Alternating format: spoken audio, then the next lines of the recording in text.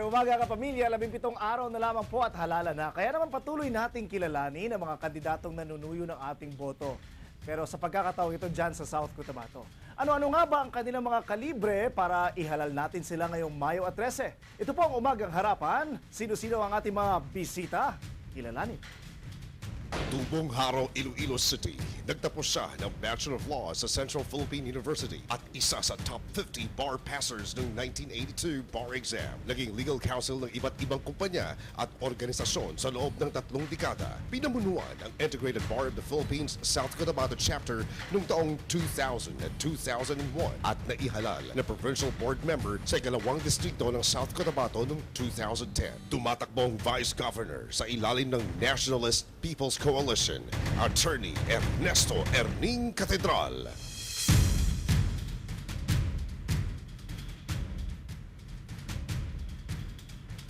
Sa aton na mga pinalangga nga mga tumalanaw sining programa harapan sa umaga sa imo Sir J, sa imo staff, sa akon na amiga kay board member Cecil Gil, sa inyo tanan nga ari diri subong, mayong aga gid sa inyo. Ipinanganak sa Ahoy, Iloilo, nagtapos siya ng Bachelor of Laws sa Ateneo de Davao University bilang cum laude at class valedictorian. Kumuha rin ng Master of Arts in Linguistics, 12 taong educator at mahigit 30 taong law practitioner. Umupong provincial board member mula 1992 hanggang 2001 at muling naglingkod mula 2004 hanggang sa ngayon. Siya ang namuno sa pagbuo ng Revenue Code ng South Cotabato. Pambato ng United Nationalist Alliance, Attorney Cecil Inday DL. Mayong aga sa tanan naton nga tumalanaw, subong nga aga, especially sa mga taga South Cotabato. I hope at the end of this forum, mabuligan naton ang aton pumuluyo nga makapili sang mas maayo nga kandidato para vice-gobernador sa probinsya ng South Cotabato. Maraming salamat sa ating mga bisita at tinugunan nila ang ating imbitasyon dito sa Umagang Harapan. Pero kapamilya, huwag na tayo magsayang ng oras para marami tayong mapag-usapan. Ito na po ang mga patakaran dito sa Umagang Harapan. Bawat kandidato ay bibigyan ng 30 segundo para sagutin ang bawat katanungan. 30 segundo rin ang ibibigay para sa kanilang rebuttal o reaksyon. Merong 4 na rounds. Sa round 1, sasagutin ng bawat kandidato ang mga tanong mula sa host o anchor. Sa round 2, ang mga tanong ay magmumula sa mga nakalap sa Facebook page ng TV Patrol at MUS, text line at mga isinagawang interview ng ABS-CBN News. Sa round 3, ang kandidato ay magbabato ng tanong na sasagutin naman ng kanyang katunggali. Sa round 4, bibigyan ng tig-iisang minuto ang bawat kandidato para sa kanilang closing statement at oras na marinig ang buzzer. Hudyat na tapos na ang oras na pagsagot. Maaring sumagot ang kandidato sa wikang Ingles, Filipino, Bisaya o dialektong naunawaan ng marami. At kapamilya, simulan na natin ang round 1. Tanong para sa ating dalawang bisita, ano para sa imo ang dapat nga kriteria sa pagpili sa kandidato nga dapat iboto sa eleksyon? Unahin natin si Attorney Catedral. Attorney Ring. Ang mga kriteriya nga dapat naton na ikonsiderar sa pagpili sa aton mga kandidato sa naglain-lain nga posisyon nga ila ginapadalaganan. Una sa tanan dapat may kaalam. Ikaduha, may balatyagong sa katawhan, importante sa tanan. Ikatlo, dapat nakahibalo sang problema sang ila katawhan. Kag nakahibalo sang sabat para sa sinang nga mga problema. Kag sa katapusan, dapat madali palapitan sang katawhan nga ila gilang alagaran. Tungod kung hindi man lang sila mapalapitan, Thank you. wala man sila gyapon mahimo nga bulig. Thank you very much. Attorney Cecil, go ahead. Halintong una sa sabong, sa 18 anyos ko nga being a public servant, ang akong guideline is the constitutional provision that public office is a public trust. And that government officials shall at all times be accountable to the people and shall serve them with utmost responsibility, integrity, and efficiency. on this line, I believe that the first important yardstick for selecting any public servant is character. Character una. Competence will follow. Thank you. Thank you. Sa pagka-vice gobernador po, sa pagka-vice gobernador, ano naman ang criteria para sa posisyon ngayon? Attorney Cecil. The Vice Governor leads the Sanggunian. Daw balis yan ang timon. No, in fact, the Vice Governor presides over the sessions of the Sanggunian. He or she cannot vote, she cannot deliberate. So, kinahanglan ma-institutionalize mo ang pamaagi para mapadali mo ang dispositions ng mga matters before the SP by a dialogue before the session. And we have done that during these past 3 years in what we call as a pre-session conference. Thank you very much, Attorney Cecil. Attorney Ernie, sa Vice Gobernador, sa pagka-vice gobernador naman. Bilang vice gobernador, dapat hibaluan mo ang trabaho sa vice gobernador. Kadua, dapat may kaalam ka sa paghimo sina nga hilikoton. Ikatlo, dapat nahibaluan mo gihapon ang problema sang mga katauhan nga imo ginaalagaran bilang vice gobernador.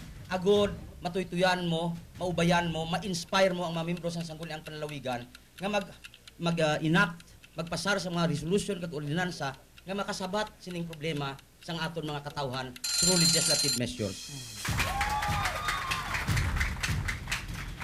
Sunod na tanong para sa ating mga bisita, ito po. Ara sa inyong plataforma ang tamang paggastos ng kwarta sa gobyerno. Kaya ang tanong natin, paano ba dapat alagaan ang pera ng gobyerno? Attorney Catedral, go ahead.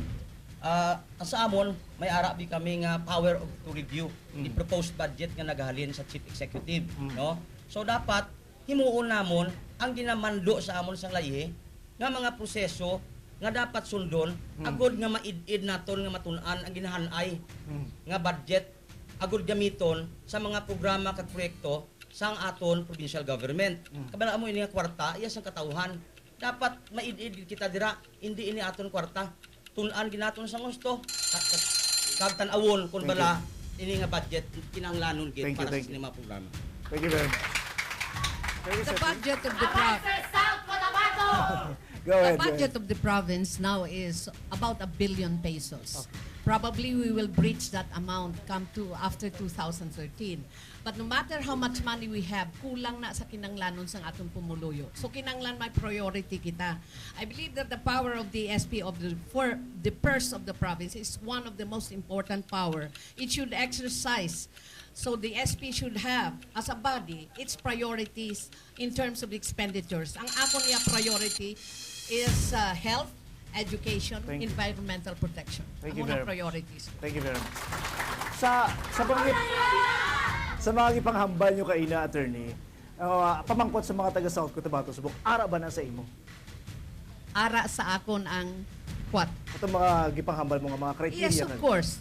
Because the Pingoy administration flagship program, ang una dira is health. Mayong lawas, education, agriculture, food security.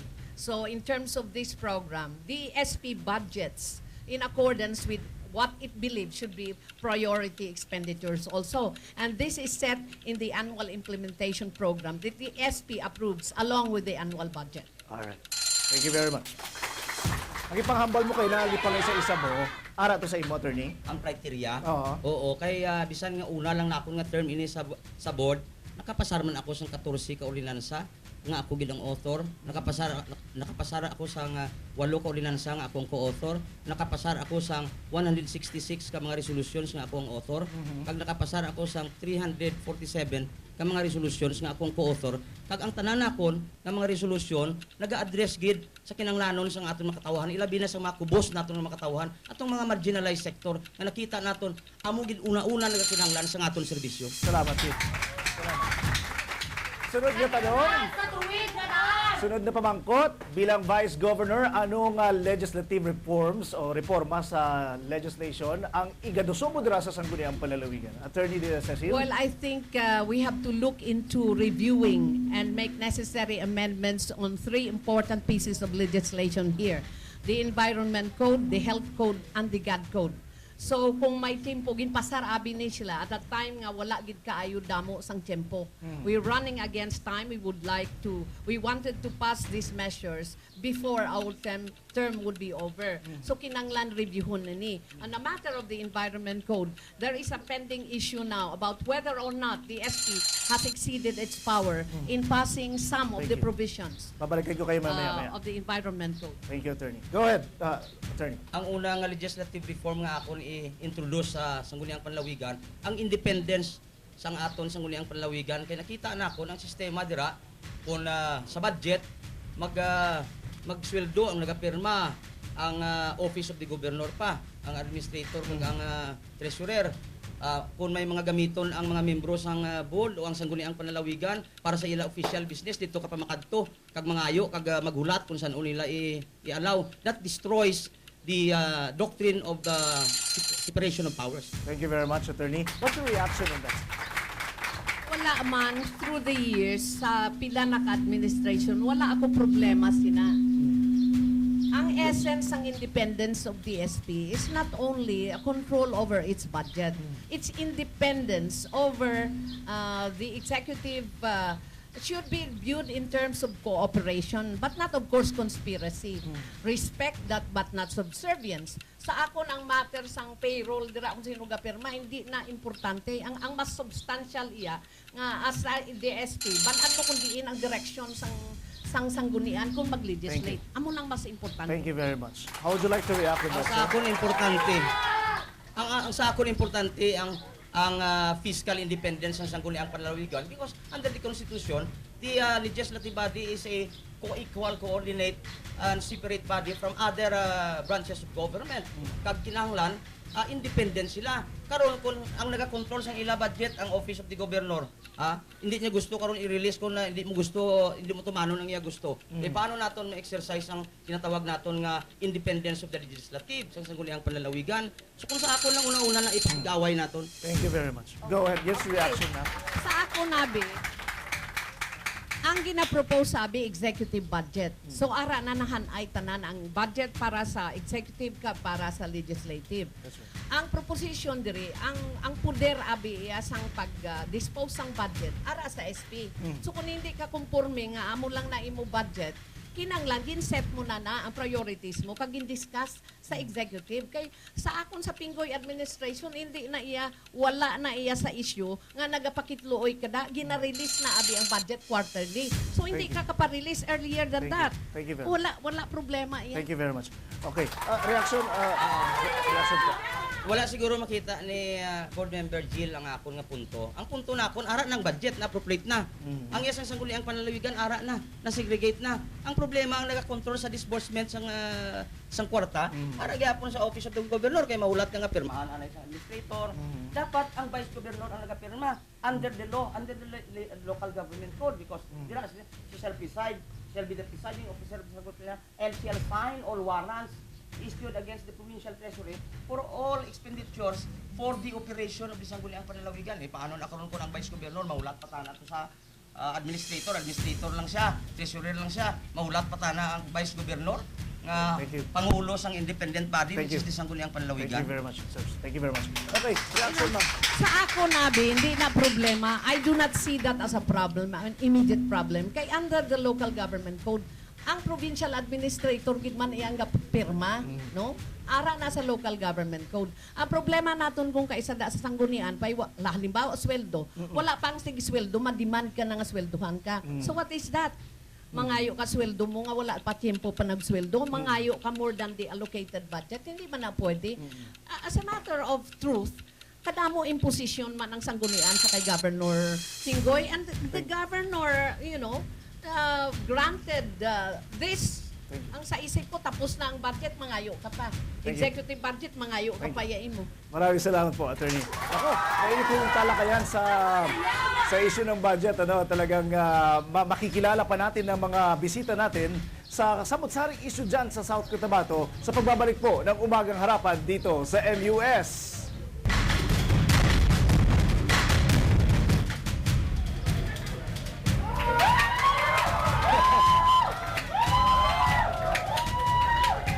Ay, Diyos ko, Kasing init po ng umagang harapan ng panahon ngayon, kapamilya, simulan na natin ang round 2. Narito po ang tanong para sa ating mga bisita mula kay Ryan Lariba ng Bayan Soksarjan. Narito po. Padayon pa ba silang mubarog, no? Batok sa extrata SMI, pinaagi sa invite code. May puruhan ba nga ilahang baliktaron, no? Ang invite code nga nagababagyod sa operasyon ng extrata SMI. Alright. Attorney Cecil, go ahead. Well, during my watch as vice governor, the vice governor cannot deliberate, she cannot vote That's right. unless to break a tie. But I would like to assure our people that my position here is that the provision on against or on the ban against open pit mining will stand during my watch as vice governor. I believe that the passage of that provision is not ultra vires. Alright. Thank you very much. Attorney? Si Erning Katedral, why pa na pamangkot, ina nga pamangkot sa iya, nakahimo na aksyon bahin dira. Akong author sa resolusyon nga naga-deny sang petisyon sa nagkalain-lain nga mga sektor, isilabi na sang SMI, nga reviewon ang provision sa ban on open pit mining method. Antes gipirmahan sang presidente Ninoy Aquino ang Executive Order No. 79, nakapadala ko resolusyon sa iya nga kung pwede mag-declare siya sang 5-year moratorium on all mining activities sa probinsya sa South Cotabato. Thank you very much. Ang sunod naman kasi na tanong dyan, salamat po, maraming salamat po. Ang sunod kasi na tanong dyan, Attorney Erning, kung ayaw daw ho sa pagmimina ninyo, ano ho yung alternative ninyo na solusyon sa pangkabuhayan? Kung pagbabasya ho yung kitang makukuha daw dyan at stake sa mining project na yan. I-develop nato ng atong programa sa agriculture. Kaya primarily, ang atong mga katauhan, 70% at most, nagadepende sa panguma sa ila pagpangabuhi. Why makita kwaon actually sa mining kung isipon mo gid pila 2% ka royalty. Oh, ang income tada pila? Wala. Why kung i-prove nila sa akon nga magaranon ang Pilipinas o probinsya sa South Cotabato sa mining, hindi ako mag-oppose. No? On that score alone.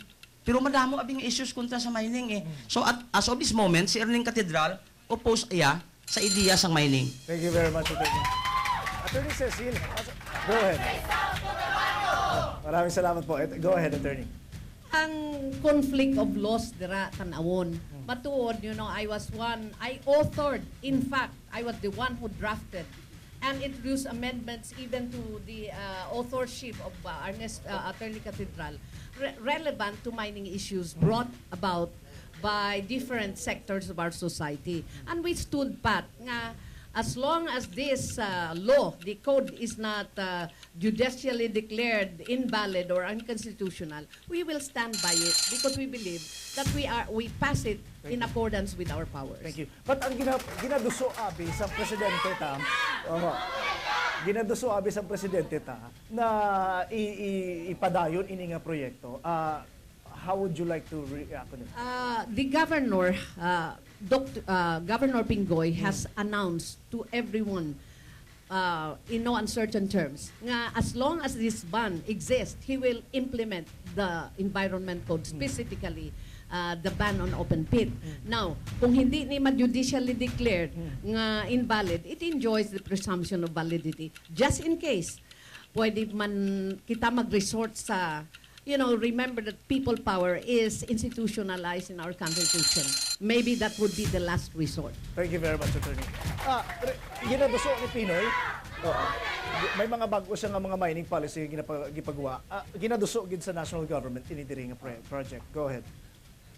Sana hambal ko na kay ina antes kinpermahan kag issue ni Presidente Pinoy ang Executive Order No. 79 nga sa diin nakahambal dira nga mga bag-ong applicant nga mga mining companies to conduct mining activities sa pungsod may moratorium anay 5 years or 3 years nga hindi sila pag-i-entertain except those nga may nakakomply na sa mga requirements sa national law.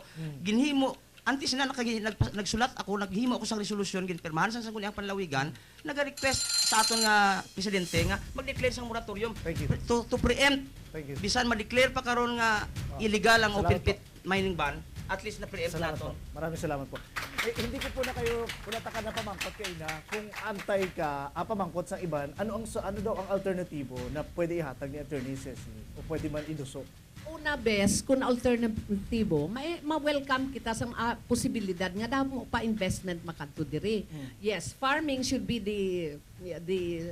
the springboard of our industrialization because we are generally an agricultural province. As the entire country, ara na sa constitution, nga agricultural kita, kag any development should use farming as a springboard for development. Yet we should stick to the proposition nga mangita kita investment, correct, pero hindi ta pag-i-compromise ang hindi lang aton nga generation, kundi ang future generation. That is the essence of sustainable Salamat. development. Salamat po. Thank you, Attorney. Sunod na tanong naman. Okay. Maraming salamat po. Ito ang sunod na tanong para sa ating mga bisita. Sa pila ka tuig mo sa public service, ano ang nahimo mo nga may dako nga epekto sa mga taga South Cotabato, mga South Cotabateño? Attorney Catedral? Di ang akon una nga nahimo siguro ang akon pag-upo sa mining activity sa South Cotabato amo na siguro ang una kong nahimo diri sa aton probinsya, ang sa aton mga pasyente nga nagsugot kami dason sadto nga dugangan ang aton pundo sa PhilHealth program kay ginaisip namon nga ilibre ang PhilHealth program naton. Ang sa aton mga manguma tanan nga mga measures nga ginapropose ang aton gobernador, kung tan-aw ninyo sa record, ginaprubahan dason namon. Bisan ang mga previous budget sadto, no? Kay naisip namon mabuligan namon siya sa siningamon nga Thank you. ginhandom. Thank you very much. 18 years, sabi niyo po. 18 years in public service as a board member. I've always maintained my independence as a legislator. Amo nang dako nga pwede ko ipahabugal sa intiro nga South Cotabato kay no politician can ever dictate to me kung ano himuon ko. That's what you call conviction and courage. Ang una ko gid iya nga naisip ko nga dako ko nga legacy sa taga South Cotabato ining akon pananaw sang wise and meaningful expenditures sang kwarta sang tawo. Amo nang dako ko nga legacy. Thank you very much, Attorney. Sunod nating tanong. Maraming salamat po. Sunod nating tanong mula sa text line ng TV Patrol Soxargen at Magandang Umaga South Central Mindanao bilang food basket ng South Cotabato. Anong plano mo o plataforma mo sa food security ta? Attorney Cecil Inday. More funds for farming. Develop gid kapaumwadon ang ginatawag nga organic farming along with environmental protection. I think we have to look into a comprehensive land use of the entire province. Tanawon naton kung ang epekto sang pagdamo sang plantasyon, paglapad sang plantation sa saging, sa pinya, kag iban pa nga industrial or commercial nga farming. Tulukon ta na sa maayo. Perhaps we need to look into that. Thank you very much, Attorney. Attorney Erning. Parte sa ating programa sa agrikultura, dapat siguro hatagan naton sing dako nga pagtamod atong gagmay ta nga mga nguma. Hindi lang kita maghatag sila sang lupa. Dapat hatagan ta sila sang financial assistance. Dapat tagaan ta sila sang technical assistance. Dapat tudloan ta sila kung paano ang husto nga pagtanom. Dapat pasiguraduhon ta nga may market sila sa ilang mga produkto. Dapat siguraduhon ta nga mahal ang bilis ng ilang produkto. Dapat i-modify naton ang aton na programa sa agrikultura, hindi lang agrikultura, dapat siguro industrialize naton ang aton agrikultura. Masulod kita sa ginatawag naton nga agri-industrialization program. Thank you very much, Attorney.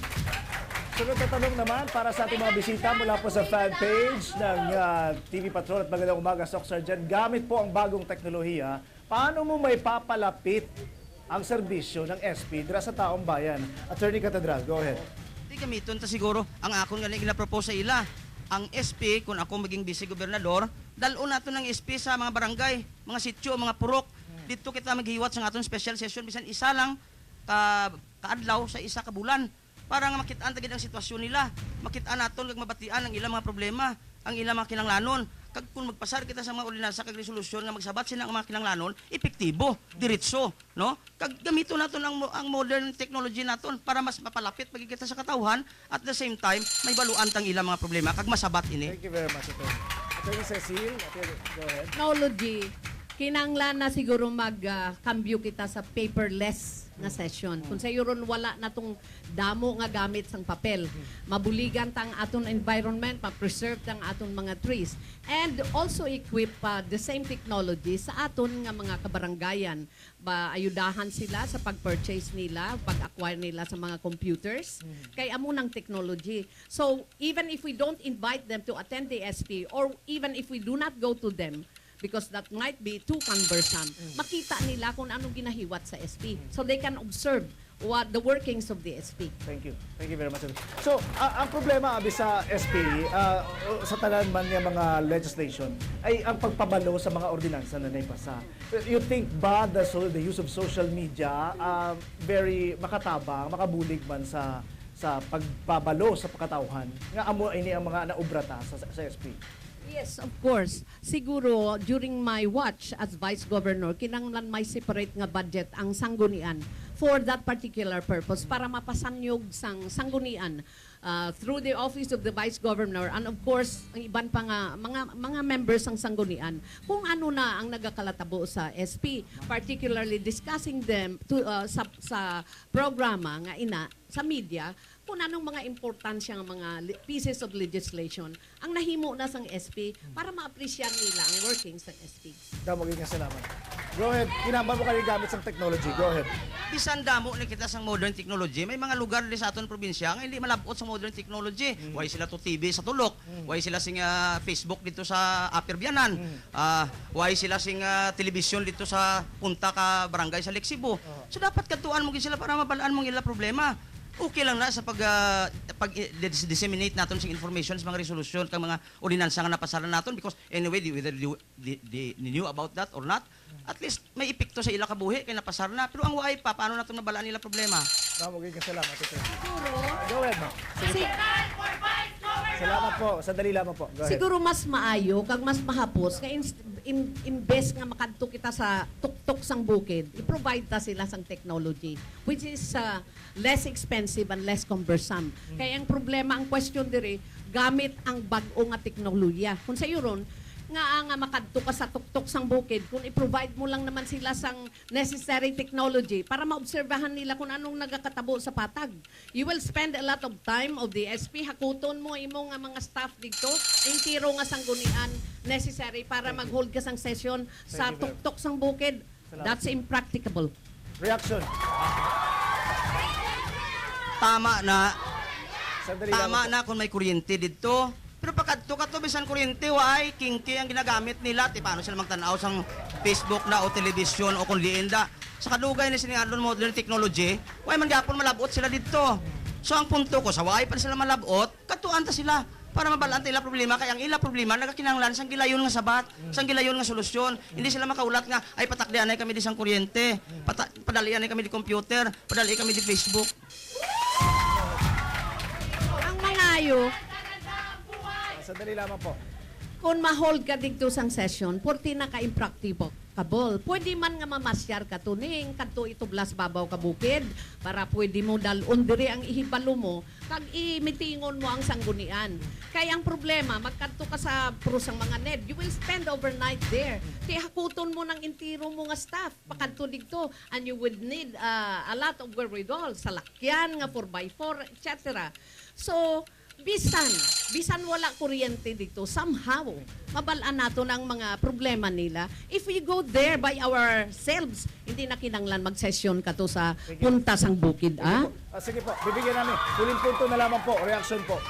Ang problema bisato mga public official pag napilian na gani kita, hindi na kita makasakripisyo magkadto dito sa mga servisyuhan ta mga boses ta.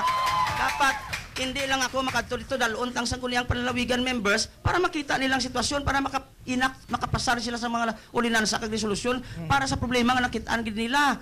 Otherwise, kung magkanugon kita sang 10,000 para gaston dito, pila man lang kita mag-session sa kabulan, kapat. May isa ka semana, may isa kita ka session, may isa kita ka special session. Nga ang isa ka special session dito pag hiwaton dito sa ila. Salamat po. Sige po, huling punto na lamang po. Huling punto po. Sa punto ko, di vista ko, Abi, hindi kinakinanglan dalon mo tong sesyon. Panalawsaw ka dito kung ano iyan la problema. Kag dalon mo sa session hall, kag dibatihan dito. Nga dalon mong intiro nga sanggunian dito, kag mag-ano ka to sa bukid. Problemahan mo pa ilang nga board and lodging dito. Problemahan mo pa kung maano sila dito. Kung ang imo lang nga problema, dalon mo mga representatives diri, mas mahapusin na kaysa kita intiro nga sanggunian makadto dito. Kabudlay gid sinang imo, Erning. Salamat. Salamat po. Okay, mainit na po yung talakayan natin, ano? Talaga naman po yung ang ating mga bisita dito. Ito ay tanong po, nako, sa ginahambal mo, abi kay na Attorney Inday, kay Attorney Erning, medyo mabudlay man ang obra sa isa ka Vice Governor, ano? Sa board members lang. Pero ang tanong, paano ka mag-relax ba? Sige, ikaw, Attorney. Relax, you know. I do domestic job. My form of relaxation is that I do domestic job. I weed, I garden, I clean my house. And I talk with friends. Amo na ang pinakamaayo kong relaxation. Ubra sa balay, kag mag-istorya sa akon mga amigo kag amiga. Go ahead, Attorney. Ako, ginatanaw ko ang mga tao nga gina-admire ko. Plus na, kung di kami makita ni Inday Cecil, ginatanaw ko ang iyang picture. Naka-relax gid ako sina ba? Oo. Subong actually, relax ako kaya nagkitanay kami liwat. Okay. Maraming salamat po sa ating mga bisita. Sige po. I would like to return that compliment, but I would be telling a lie. Pagbabalik po tayo kapamilya sa ating pababalik ang tanong nila sa isa't isa, abangan dito sa Umagang Harapan.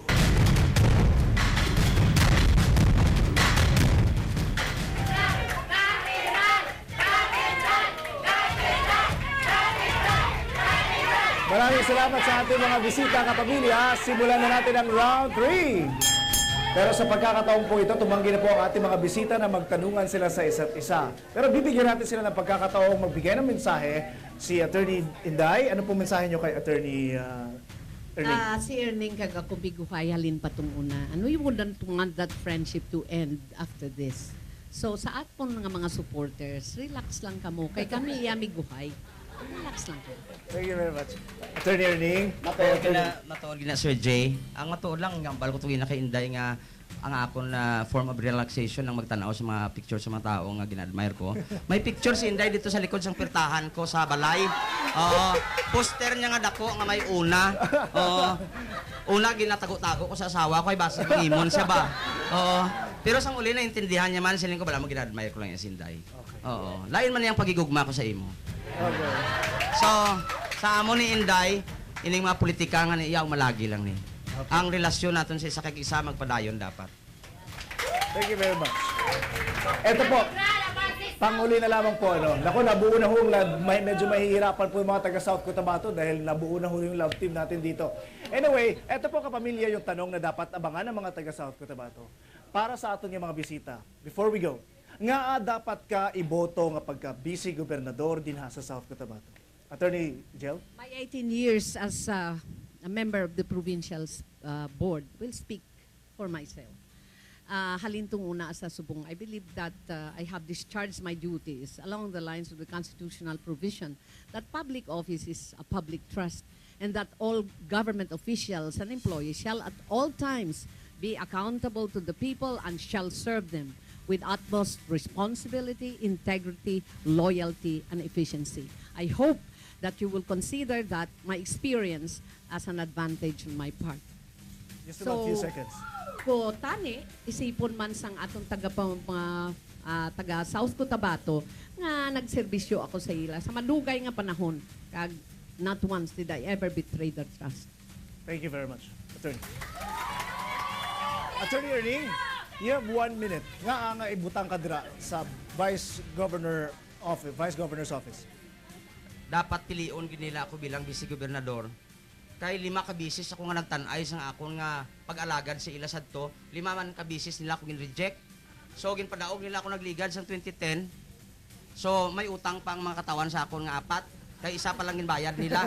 Ang buot ng balon, ang handom kag kaisipan ni Erling Cathedral ang iya tagipusoon para gid sa pag-alagad sa aton katawhan. Kag nakita ni Erling Cathedral sa sulod sang 3 ka tuig naglibot-libot sa luwas atong 5 ka attempt na kon nga lagaran sila, nakita ko na gid ang ila sitwasyon, ang ila problema, ang ila kinanglanon, kagluyag ko hatagan ini sang solusyon. Thank you very much. Attorney Inday, damo gid nga salamat. Attorney Erning, thank you for coming. Have a seat. Kapamilya, thank you po. Thank you po. Upo muna. Upo muna. Sandali, upo muna. Upo muna, ma'am. Upo muna kayo. Sandali, upo muna kayo. Naku, nakakatuwa akong isipin na ganito ang mga kandidato sa South Cotabato. Ano ay ganito rin ang mga kandidato natin sa iba't ibang lugar sa ating rehiyon. Kapamilya, inyo pong narinig, lalo na mga taga South Cotabato, narinig niyo na po ang kanilang pananaw sa mga isyu ng bayan at ang mga kaukulang o mga hangarin nila para sa mga mamamayan ng ating South Cotabato. Sino po ang karapat-dapat dyan na ilagay sa Vice Governor's Office ngayong Mayo? Kapamilya, mga taga South Cotabato, South Cotabateño, kayo na ang humusga.